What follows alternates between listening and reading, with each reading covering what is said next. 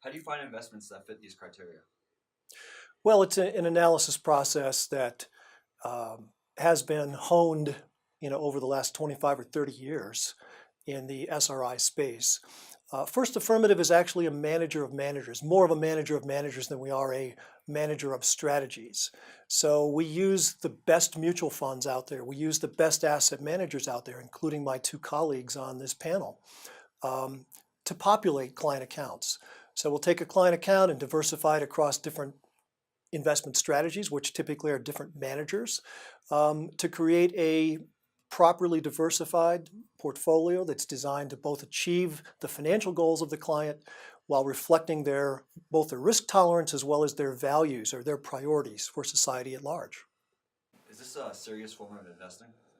I believe that it is. I think that this myth about insignificance is something that's really been busted by the amount of money that is now invested, again, intentionally to have positive impact. And whether we're talking about individuals or family offices, high net worth investors, institutions, foundations, there is a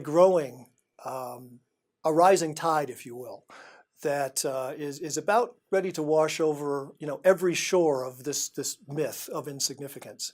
The U.S. SIF, the Forum for Sustainable and Responsible Investing, is currently conducting their 2014 Trends Report research.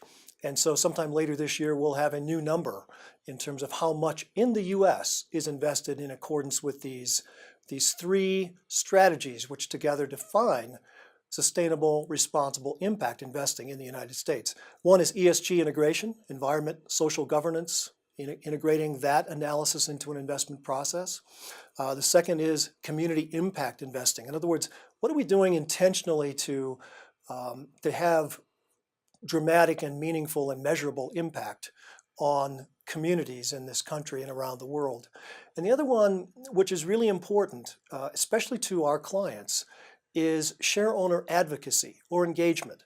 And that's where we're not just voting our proxies, but we're filing proxy resolutions and we're encouraging companies, we're nudging and poking companies to be more responsible corporate citizens. They're already pretty good companies or we wouldn't own them in the first place. But everybody has room for improvement. And part of our strategy or part of the value that we add to the clients we serve is on their behalf to agitate with companies and encourage them to be even more responsible. I believe that at minimum, 10% of your current book of business, is interested in impact investing. I believe that each and every client that you currently have would appreciate a conversation that goes a little deeper.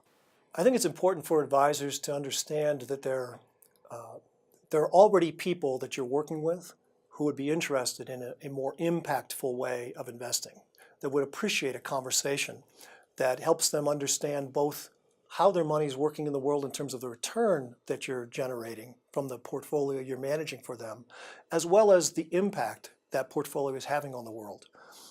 The conversation tends to deepen the relationship between the advisor and client, tends to make it much more difficult for the client to go somewhere else or for another advisor to take the client away from you, and also tends to generate more referrals from clients.